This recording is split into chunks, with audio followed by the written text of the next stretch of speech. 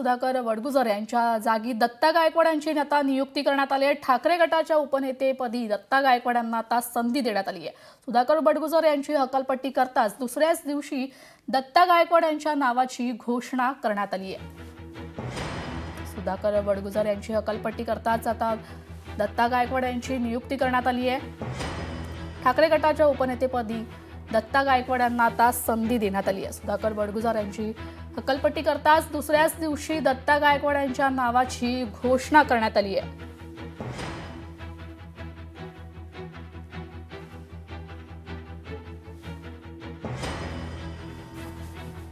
सुधाकर वडगुजर यांच्या जागी दत्ता गायकवाड यांची आता नियुक्ती करण्यात आली आहे। ठाकरे गटाच्या उपनेतेपदी दत्ता गायकवाड यांना संधी देण्यात आली आहे। सुधाकर वडगुजर यांच्या हकालपट्टी करताच दुसऱ्याच दिवशी दत्ता गायकवाड यांच्या नावाची घोषणा करण्यात आली आहे।